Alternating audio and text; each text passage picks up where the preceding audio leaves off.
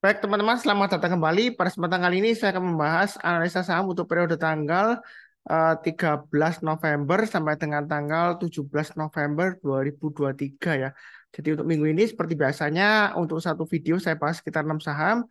Yang secara rutin saya bahas adalah Big Banks ya, perbankan yang buku 4 ya. Atau sekarang namanya KBMI ya, kelompok bank dengan modal inti ya seperti itu ya. Yang keempat ya, yang besar ya seperti itu ya. Jadi saya tampilkan dulu untuk grafiknya atau chartnya ya. Yang pertama yang saya bahas adalah untuk Bank Mandiri ya, BMRI ya.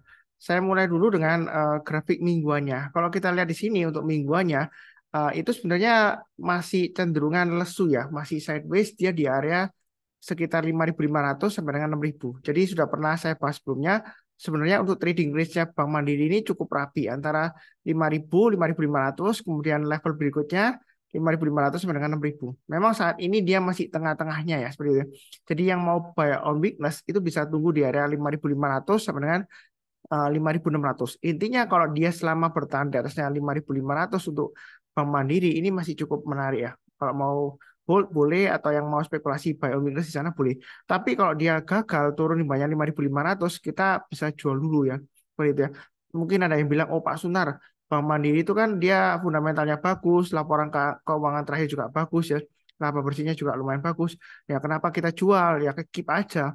Nah, masalahnya kalau kita lihat dari history sebelumnya, kalau dia gagal bertahan di atasnya 5.500, kemungkinan besar dia akan turun testing area supportnya 5.000. Ya, seperti itu. Jadi sayang kan kalau kita misalnya hold dari 5.500 ke 5.000, itu kalau kita jual, kita buyback di 5.000, kita bisa dapat cashback istilahnya ya. Tanda petik cashback 10%-an seperti itu ya. Karena kita bisa buyback kembali di harga lebih rendah. Tetapi masalahnya kalau kita jual, ya mungkin ada yang protes, lupa sunnah kalau kita jual, iya kalau dia naik turun ke bawah, kalau dia naik lagi terus ya kita buyback. Jadi kalau kita bicara mengenai trading ya atau investasi juga sama. Jadi kita harus sabar, fokus dan disiplin. Nah, disiplin itu ada dua faktor ya. Disiplin kalau kena trailing stop atau stop loss kita jual dulu, tetapi juga disiplin kalau misalnya dia balik arah lagi ke atas sesudah kita jual atau kena trailing stop atau kena stop loss ya. Nah, itu kita bisa buyback kalau arahnya masih bagus seperti itu ya. Ya dinamika trading seperti itu. Investasi pun kadang-kadang juga mungkin seperti itu juga. Misalnya kita punya kesimpulan, wah ini kedepannya perusahaannya sudah nggak bagus lagi. Terus kemudian laporan keuangan keluar. Terus tiba-tiba dia laporannya naik tinggi, terus perusahaannya juga naik tinggi ya. Ada produk baru dan lain-lain. Terus kedepannya juga prospeknya bagus ya. Kita bisa re-entry atau masuk kembali seperti itu ya. Eh, jadi kalau kita lihat bicara mengenai Bank Mandiri ini daily chartnya ini sudah saya gambarkan sebelumnya area buy on weakness di 5.500 dengan 5.625 ya. Nah, kalau posisi di tengah-tengahnya ini memang kalau mau buy nanggung ya, sekalian tunggu di bawah atau sekalian tunggu breakout ke atas ya. Kalau kita lihat high-nya yang terdekat kan 5.975.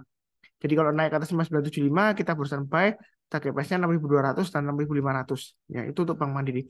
Nah, kalau nanggung seperti ini kalau misalnya mau nyicil buy, Anda boleh buy tapi jangan terlalu banyak ya. Nanti kalau dia turun lagi eh, kita jangan langsung buy kalau turunnya. Tunggu kalau berhasil rebound atau mantul ya seperti ini ya. Dia turun testing kemudian kalau kita lihat besok paginya dia sudah berhasil rebound mantul ke atas air high ya kita boleh mulai buyback ya seperti itu ya. Memang dia masih sideways ya. 5.500 sampai 6.000 itu areanya ya untuk mandiri ya.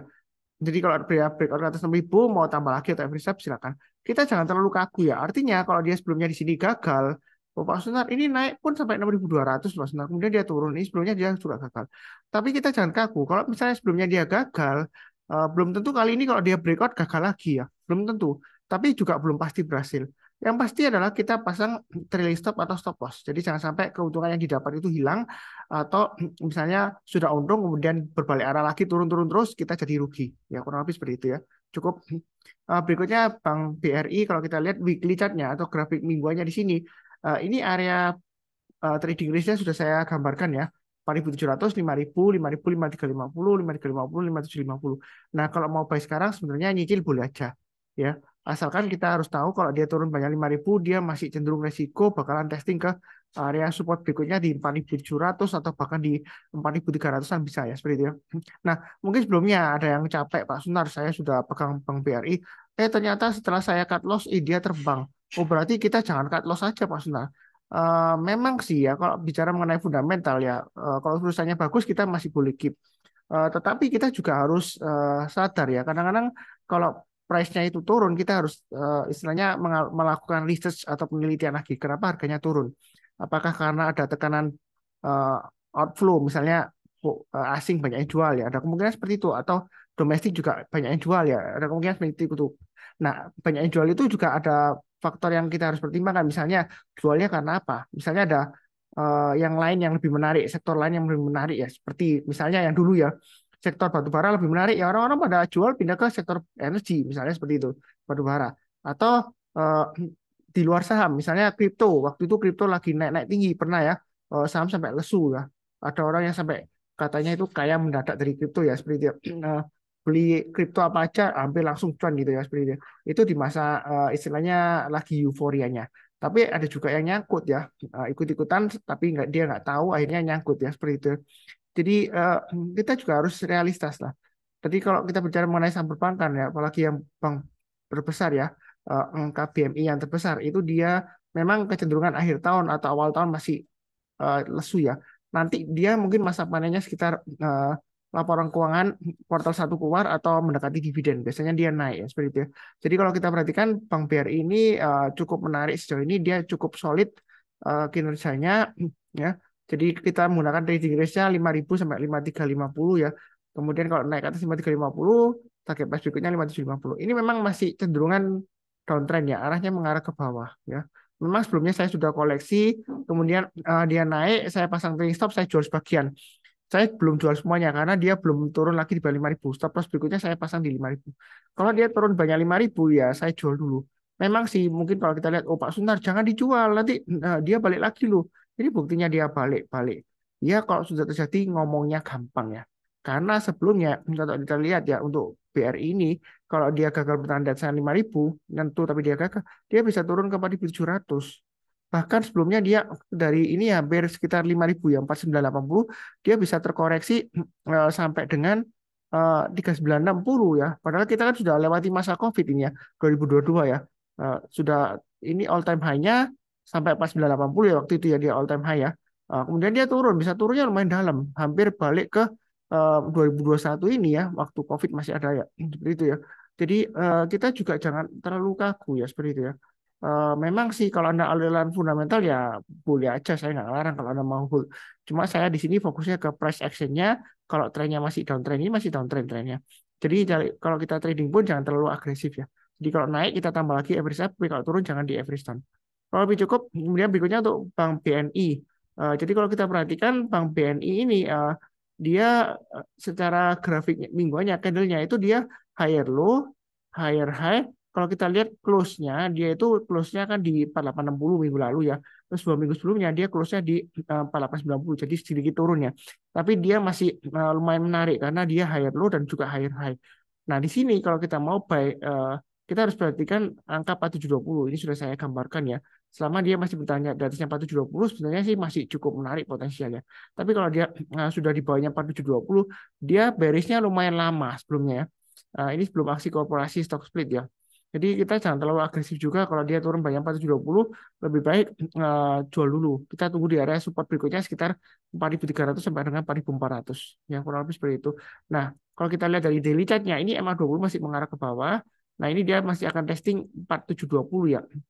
Yang mau tunggu di area buy on weakness di 4720 boleh aja. Tapi dengan catatan, turun itu jangan langsung buy. Tunggu kalau rebound mantul ke atas kita barusan buy. Ya, seperti itu ya. Tunggu kalau dia sudah mulai menghijau kita buy. Ada sebelumnya yang menyindir saya, wah kalau hijau kita beli, merah kita jual, kasih makan bandar katanya gitu. Enggak. Kita maunya ride the bull, menaiki banteng ya. Jangan sampai kita itu turun-turun kita buy terus, average down terus, keinjak bear nanti ya. Keinjak beruang nanti ya. Ya, seperti itu ya. Jadi saya follow the trend. Ya, ya seperti itu ya. Kalau dia masih downtrend ya kita hindari dulu, jangan terlalu banyak. Ini sebelumnya sudah saya sebutkan ya. Jangka pendeknya dia memang downtrend. Jadi jangan terlalu agresif ya untuk Bank BNI. Ya, trading range-nya sudah saya gambarkan. Kalau mau buy weakness di 4720 atau sekalian tunggu breakout ke atas 5.000 kita buy. Target price berikutnya di 5.200 dan 5.400. Jadi istilahnya itu buy high sell higher ya. Jadi di saham itu kalau kita bicara mengenai capital gain, kan ada dua strategi, buy low sell high atau buy high sell higher. Jadi buy high sell higher itu ketika dia breakout. Ada sebelumnya yang nyindir saya, kok Pak Sunar kalau tradingnya breakout terus nyangkut terus tuh nantinya. Ya yang benar ya buy low sell high. Ya saya nggak nyalahkan sih. Memang benar buy low sell high itu benar nggak ada yang salah. Tetapi kalau semuanya pakai prinsip buy low sell high nunggu di bawah terus ya gak naik-naik. Nanti siapa yang mau buy high-nya kita? Mau semuanya pada mau tuh buy-nya di bawah semua, ya kan? Nah, yang supaya dia naik maka kan ada yang buy high sell higher ya seperti itu. Ya logikanya kan simpelnya seperti itu ya. Nggak ada ceritanya kalau semuanya bikin buy low semua gitu ya semua orang nanti nggak naik-naik sahamnya karena kalau naik sedikit orang pada jual nanti mau tunggu lagi di bawah ya seperti itu ya ya kan ada tipe yang buy high sell higher ya seperti itu ya kurang lebih cukup. Nah berikutnya untuk weekly-nya untuk BBCA ini saya masih hold ya saya memang ada jual sebelumnya tapi saya belum buyback ya. Saya jualnya juga nggak banyak tapi saya juga belinya masih belum terlalu banyak ya. Ini area trading range-nya sudah saya gambarkan ya 8.200, 8.600, 9.000, 9.400-an ya 9.450. Jadi untuk trading range-nya BBCA ini lumayan menarik. Ini kan 9.000 dia minggu lalu gagal ya. Sebenarnya minggu lalu kalau dibilang jelek ya nggak juga. Dia low-nya dia itu minggu lalu ya itu masih higher daripada low-nya dari 3 minggu sebelumnya. Jadi ini ada potensial untuk berusaha bangkit ya seperti itu ya. Nah, jadi kalau kita lihat di bisnis ini BBCA dia masih cukup menarik. Yang sudah punya jangan lupa pasang stop loss-nya atau trailing stop-nya di 8.600. Kalau turun banyak itu lebih baik jual dulu atau kurangi posisi ya. Kalau turun banyak 8.200 ya dia bisa testing area supportnya 8.000. Jadi jangan lupa ya untuk BBCA ini dia pernah terjun ya istilahnya turun lah terjun lah ya istilahnya dari 9.400 ke 8.000. Padahal dia saham bagus iya, tapi kan kalau kita bicara mengenai marketnya, semua kemungkinan bisa terjadi. Jadi suatu saat itu dia bisa koreksi dan koreksinya bisa juga dalam ya seperti itu ya. Eh, itu yang harus kita ketahui ya seperti itu ya. Jadi kita itu jangan terlalu optimis, yang realistis aja lah. Kalau misalnya turun ya kita jual dulu nanti kalau sudah mulai membaik kita buyback ya seperti itu ya. Lumayan lah kalau kita bicara mengenai misalnya Anda nyangkut belinya di 9.400 kita bisa buyback sekitar 8.000-an seperti itu ya. Kalau kita misalnya jual ya atau jualnya nggak di 9.400 jualnya mungkin di 8.900 atau 8.800 tapi kan kita bisa buyback di sekitar area 8.000-an ya. Jadi profitnya bisa dapat istilahnya tanda petik cashback. Nah, atau memang saham BBCA ini yang sering saya sebutkan saham yang sejauh ini ya saya bilang sejauh ini dia itu saham yang anti nyangkut ya karena kalaupun kita nyangkut ya ini berkaca dari dulu pengalaman dulu ya ini kan ekor panjang ke atas saya kasih anotit aja supaya jelas ya ini ekor panjang ke atas memang sudah sering saya sebutkan ya jadi yang sering nonton jangan bosan-bosannya ya ini untuk yang mungkin barusan kenal ya seperti itu ya jadi yang barusan kenal channel Saham Profit jangan lupa subscribe like ya. Eh, dan kalau ada pertanyaan silakan tulis di kolom komentar ya ini sebelumnya ekor panjang ke atas ini adalah efek dari stock split. Kemudian dia turun, nyangkut kan kalau misalnya kita beli di sini. Tapi kalau kita pegang BBCA, ini ada kesempatan untuk jual ini higher high, walaupun cuma satu tick. Ya paling nggak kita BEP break even point ya, dapat dividennya. Tapi ya keuntungannya dari dividennya. Walaupun rugi mungkin rugi sedikit ya dari eh, selisih harga beli dan jualnya kan sedikit. Terus kemudian kepotong fee-nya memang rugi, tapi kan kita dapat dividennya. Ya seperti itu ya. Kalau dia turun lagi ya berdasarkan pengalaman kan Anda tahu sendiri, oh berarti dia saatnya untuk jual karena dia akan koreksi ya, beneran ini koreksi.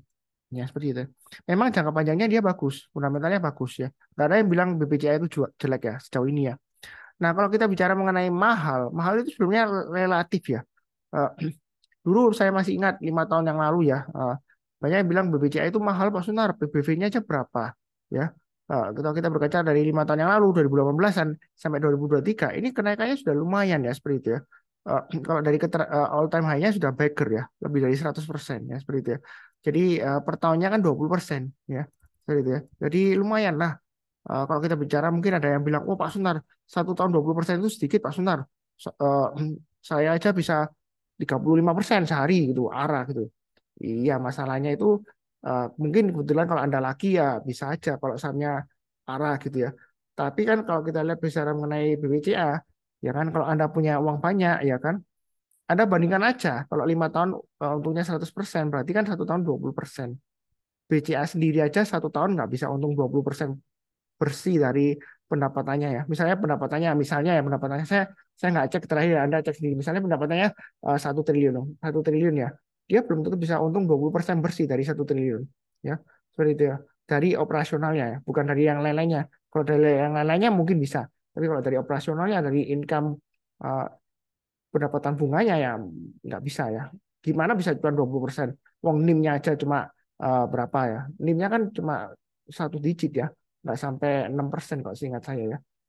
Mungkin di bawah 5%, 4,8 berapa gitu ya. Itu net interest margin-nya. Ya gimana dia bisa untung 20%? Ya nggak bisa lah. Jadi sudah super ya, sudah bagus ya. Karena dia solid defensif. Ya, ya saya pernah cerita juga ini di waktu saat COVID, memang saya pegang BBCA pernah nyangkut ya, ya pernah agak sedikit stres sih. Saya jual-jual, tapi waktu saya jual memang cut loss-nya lumayan dalam. Tapi saya kemudian saya oper, saya belikan ke reksadana saham. Waktu itu Batavia Dana Sahamnya, saya juga pernah siarkan. Jadi itulah ya, seperti itu ya. Nah, sejarahnya memang dia masih downtrendnya masih kuat ini ya, jangka pendeknya. Tapi ini kesempatan untuk istilahnya buy on weakness lah. Tapi kita juga harus perhatikan kalau dia turun banyak 8.600 dia bisa ke 8.000 atau 8.200-an di sini ya. Area supportnya terdekatnya setelah 8.600. Ya kurang lebih seperti itu. Eh, jangan terlalu takut tapi jangan terlalu agresif juga ya. Kalau misalnya trading ya kena trade stop atau stop loss ya jual dulu, nanti kita buyback ya. Nah, seperti itu ya. Cukup. Berikutnya kalau kita lihat BNKA ya. Ini masih paling kuat ya kalau kita lihat dari KBMI ya, ke klasik kelompok bank modal inti ya sekarang namanya. Dulu tuh eh, buku ya Bank Umum kelompok usaha atau klasifikasi usaha ya. Bank Umum kelompok usaha nggak salah, 1 sampai 4. Nah sekarang kan juga 1 sampai 4 kalau nggak salah. KBMI 1 tuh sampai 6 triliun ya nggak salah. Saya modal intinya ya. Di bawah 6 triliun, kemudian kalau dua itu 6 sampai 14 kalau nggak salah seperti itu. Yang ketiga 14 sampai 70 triliun, kalau yang eh, di atas buku tiga, KBMI 3 itu KBMI 4 ya itu nggak salah sekitar 70 triliun kalau salah ya. Seingat saya gitu ya. Nanti Anda cek sendiri ya. Karena saya nggak ingat untuk pembagian KBMI levelnya. Ya, jadi ini lumayan menarik ya BNK ini 1.600 sampai 1.800.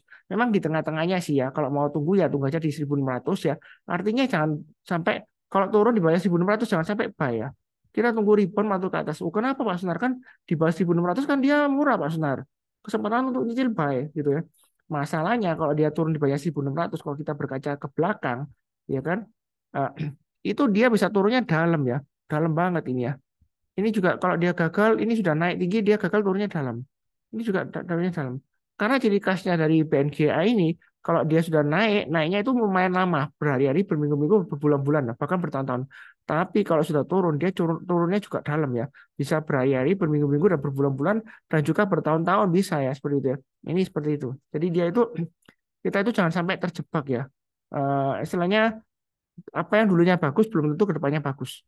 Ya, apa yang dulunya jelek, belum tentu kedepannya jelek ya seperti itu ya. Jadi ada perubahan, selalu ada yang berubah. Jadi dunia itu nggak selalu tetap ya. Kalau bicara mengenai perusahaannya seperti itu ya. Lebih cukup berikutnya Arto. Arto ini sudah saya kasih clue juga ya di grup kecil saya dan juga di grup Telegram Saham Profit ya. Mudah-mudahan jagoannya naik. Karena ini ada alert ya. Jadi saya ada Telegram tools namanya Sunar Live Alert ya. Ini ada tools ketika dia breakout, maka dia akan mengirimkan signal untuk buy. Jadi ini ada sekitar technical rebound ya. Tapi saya belum cek laporan keuangan terakhir ya. Apakah bagus atau tidaknya. Tapi kalau kita lihat dari sini, uh, minggu lalu dia sudah higher low, higher high, dan juga higher close. Jadi ini masih potensial. Nah, menariknya kalau di atasnya 1.990, di atasnya 2.000 lagi, nah dia bisa rebound. Reboundnya dia lumayan kencang ya. Dari sebelumnya di sini, kalau kita lihat ini juga sama ya. Selama dia berhasil naik ke atas 1.990, ini area support psikologisnya selama uh, euforia dulu ya, tahun 2020 terakhir ya. Nah, itu dia rebound bisa sampai ke 2.300 ya, maaf 3.300-an ya. Jadi lumayan ya. Jadi dari 2.000 ke 3.300 ya. Keuntungannya lumayan ya. Ya ini sebelumnya tercapai dan ini juga terbukti tercapai. Apakah bakalan tercapai lagi Pak Sunat? Nggak ada yang tahu pasti. Yang pasti adalah kita harus pasang trailing stop untuk melindungi keuntungan kita dan juga stop loss untuk melindungi dari kerugian yang lebih mendalam. Jadi kita kalau bicara mengenai stop loss atau cut loss, itu jangan berpikiran rugi. Stop loss itu sebenarnya untuk melindungi kita dari kerugian yang lebih mendalam. Ya seperti itu ya. Jadi kalau kita perhatikan ini ada 6 saham yang sudah saya bahas. Kurang lebih cukup ya. Jangan lupa untuk sebentar saya.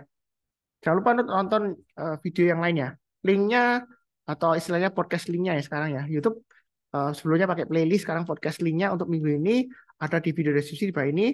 Silakan nonton. Yang barusan kenal jangan lupa subscribe, like ya. Terus satu hal lagi yang saya ingatkan untuk malam ini nanti ada meeting ya, seperti yang sebelumnya saya sebutkan. Sebentar saya sharekan dulu untuk informasinya. Jadi sebelumnya di grup kecil maupun di grup besar itu sudah saya sebutkan ya. Jadi untuk meetingnya berikutnya sebentar saya sharekan untuk malam ini. Jadi meeting ini saya adakan ya kan untuk terus terang aja untuk membantu ya. Karena saya seringkali itu merasa prihatin ya. Karena ada orang yang istilahnya itu mereka itu eh, investasi tapi dia nyangkut ya seperti itu ya. Mereka itu nggak tahu caranya atau mungkin literasinya kurang, edukasinya kurang. Jadi saya bimbing setiap minggu. Ini free ya, nggak ada biaya. Tapi nanti kalau Anda mau donasi, nanti saya kasih kesempatan juga kalau mau donasi ya sukarela aja. Tapi kalau misalnya nggak mau ya udah nggak apa-apa. Ini free sukarela. Saya juga ikhlas ya. Ya kurang lebih jam 7 malam sampai jam setengah 9. Memang weekend ya, waktu untuk mungkin ada yang bilang, "Oh, Pak Sunar weekend kan kalau muda-mudi kan untuk eh, istilahnya ya happy-happy lah untuk pacaran lah gitu seperti itu. Ya Ya, memang itu adalah waktu yang saya ada untuk weekend ya. Kalau misalnya Anda ada keperluan lain mungkin ya lain waktu ya seperti itu. Tapi rencananya untuk rekamannya saya nggak akan bagikan karena sifatnya itu private ya seperti itu ya. Saya maunya itu eh, Anda join ya seperti itu. Kalau ada pertanyaan bertanya, eh, misalnya kalau nggak sempat benar-benar nggak sempat ya mungkin bisa minta rekamannya ke saya. Tapi saya nggak bagikan secara umum rekamannya. Terus terang aja supaya ada tanda ketiknya itu tanda petiknya itu value-nya seperti itu. Ya bukan jual mahal sih ya. Kadang-kadang orang itu eh, nggak menghargai sesuatu yang free. Jadi mereka itu nggak niat, cuma daftar-daftar doang tapi nggak niat join karena kuotanya cuma 100 orang ya seperti itu ya. Saya nggak mau extend juga 100 orang cukup lah seperti itu ya. Kalau misalnya pendaftarannya memang saya sudah penuh banget ya 169 terakhir ya. Itu yang saya lihat ada 169 orang yang sudah mendaftar. Tapi nanti yang bisa berhasil masuk cuma sekitar 100 orang aja. Kalau dipotong dengan eh, saya dengan moderatornya mungkin hanya 98 orang yang bisa masuk ke Zoom meetingnya seperti itu ya. Ya cepat-cepatan lah ya seperti itu ya. Anda bisa standby sebelumnya. Kalau lebih cukup seperti biasanya di akhir video saya doakan selalu semuanya selalu sehat, damai dan sejahtera selalu. Amin. Terima kasih banyak. Sekian.